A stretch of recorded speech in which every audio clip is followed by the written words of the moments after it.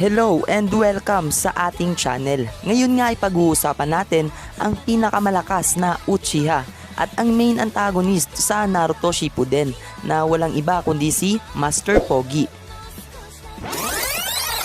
Walang iba kundi si Uchiha Madara. So, if bago ka pa lang sa channel na ito, ay mag-subscribe ka na para palagi kang updated sa iba pa nating upload na videos. Shoutout nga pala kay Leandro Quisado, Austin Scales Lupisan, Saizen Chris, Habong Chavaz, Peter Jan, Rastre, Raquel Porteza, Benedict 22 Doria, Louis Cero, Mario de Guzman, Zesi Leonce Velasco, Shoto Todoroki, Jonathan Abo, Corteranis, General Gaming GG, Master Jiraya, Darins PH Official, Kevin Andrew Campa, Dragon Man PH, Chester Dev Cerezo, Aaron Nabong, John Carl Hines, Ivy Alvarez, Urbano Jonel, Yoyi Remitler, Beast the Best, John Gamer, James Ryu 18 Rufo, Boss 7, Carl Nixon Caldina, and Legend of Rain Alday. Maraming salamat po sa suporta and keep safe po. God bless. So, umpisa na natin. Si Madara Uchiha ay ipinanganak more than 100 years ago na, bago pa mag-start ang storya ng Naruto. Nabuhay siya sa era na merong permanenteng giyera, kung saan bawal sabihin yung family name mo sa mga estranghero. Ang most powerful na clans nga during this era ay ang Uchiha at ang Senjo, at ang dalawang clan na ito ay mortal na magkaaway. Parehang descendants ni Hagoromo Otsutsuki. Ang Senjo clan ay descendants ni Asura at ang Uchiha naman ay descendants ni Indra. During nga sa time na ito ay sapilitan silang lumalaban at ibinubuwis ang buhay sa murang edad. Sa era din na ito ay maraming batang namamatay. As bata nga ay naging magkaibigan itong si Hashirama at Madara, at both silang unaware na mortal na magkaaway ang kanilang clan. As I mentioned nga kanina, bawal kasi sabihin yung family name or apelido. Malamang pag sinabi mo sa Uchiha na ikay Senjo, shoot to kill agad. Katulad nilang hindi gusto yung mga nangyayari sa mga kabataan na walang kamuwang-muwang na namamatay sa labanan.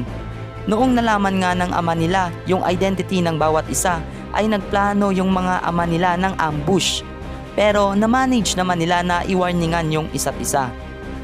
Nakita nga ni Madara na di maiiwasan ang mga ganito, kaya't napagdesisyonan niyang tapusin yung pagkakaibigan nila ni Hashirama at diniklara na kalaban ito.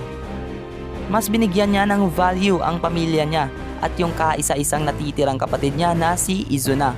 And guys, note, 5 magkakapatid sila Madara. Yung 3 ay namatay sa murang edad dahil sa giyera. Eventually nga ay na-awaken ni Madara at ng nakababatang kapatid niya na si Izuna ang greatest ability ng clan nila na Mangekyou Sharingan, at sila ang naging leader ng Uchiha. Ilang beses din nagkaharap si Hashirama at Madara. During nga sa clan battle ay evenly matched sila ni Hashirama, pero si Izuna naman ay fatally wounded sa laban nila ng kapatid ni Hashirama na si Tobirama. And guys, si Tobirama talaga yung nakapatay kay Izuna. Marami kasi yung naniniwala na si Madara yung pumatay dito dahil sa pagkuha niya sa mata nito. Isa sa dahilan kung bakit madami yung naniniwala ay yung iniba ni Tobi or Obito ang kwento niya kay Sasuke. Ang totoo kasi guys ay halos mamatay na si Izuna sa pag-atake ni Tobirama. Tinulungan ni Madara si Izuna. Nag-offer naman si Hashirama ng kapayapaan, kaso sinabihan siya ni Izuna na huwag maniwala, kaya itinaka siya ni Madara.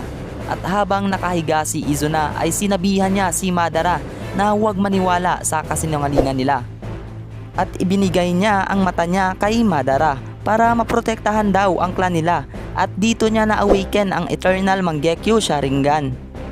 Muli nga silang nagkaharap ni Hashirama gamit ang Eternal Mangekyou Sharingan, at sa muling pagkatalo ni Madara ay tinanggap niya ang alok ni Hashirama na kapayapaan. Dahil nakita niya na willing magpakamatay si Hashirama, ma-prove lang kay Madara na totoo ito. At dito nga nabuo nila ni Hashirama ang Konohagakure o Village Hidden in the Leaves. Ang nagpangalan nga nito ay si Madara.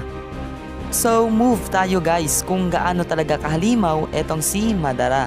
Eto si Hashirama Senjo. Nung nabubuhay nga siya ay mas kilala siya bilang God of Shinobi.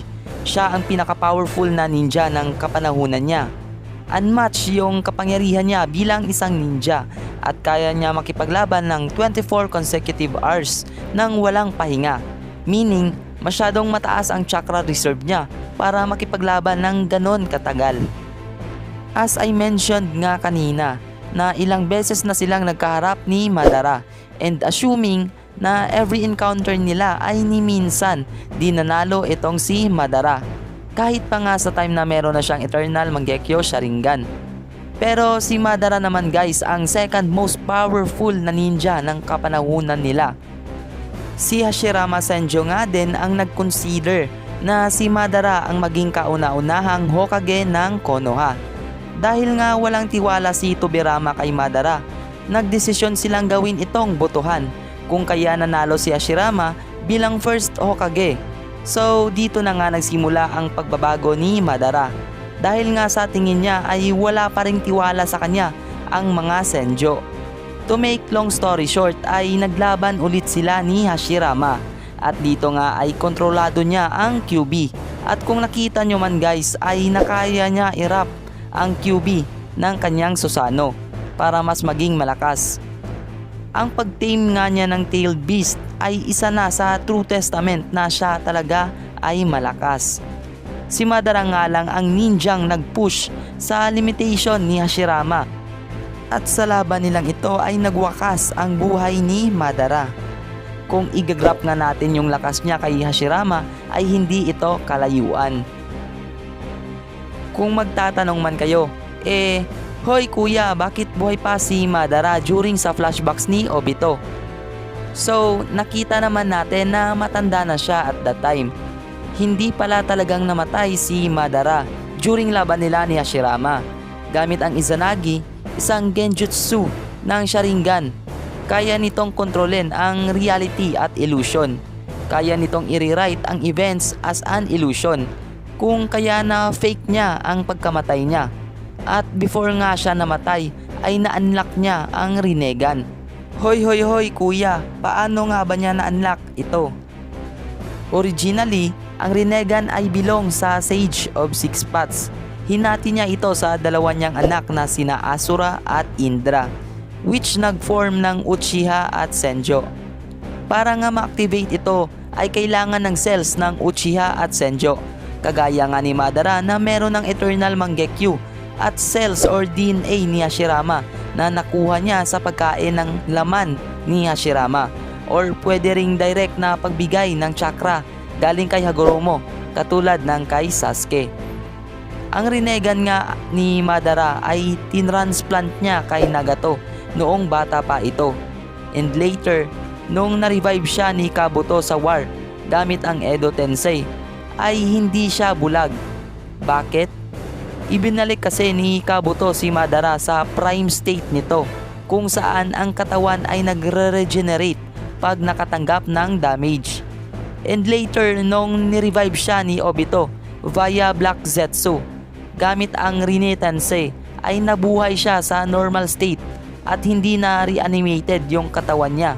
In short, nabuhay ulit ang totoong katawan ni Madara. Then after nga nito ay nawala yung mata niya dahil nga sa fake ito, kagagawa ng Edo Tensei. At binigyan nga siya ng Black Zetsu ng Rinnegan galing kay Nagato. Ang bottom line nga nitong topic natin guys is overpower etong si Madara. Napaka-special ng main antagonist na to. Kasi even sa normal states niya, talagang napaka-powerful niya at nasa top siya sa lahat ng aspects. Matalino sa labanan si Madara. Masasabi na second to none yung intelligence level niya. At least para sa akin guys. Taijutsu at speed. Sinipa nga lang niya si Naruto at Sai at pinaglaruan si Sasuke na merong Eternal Mangekyo Sharingan. At note guys, bulag pa si Madara nito. Nakita din natin yung paggamit niya ng malalakas na fire jutsu.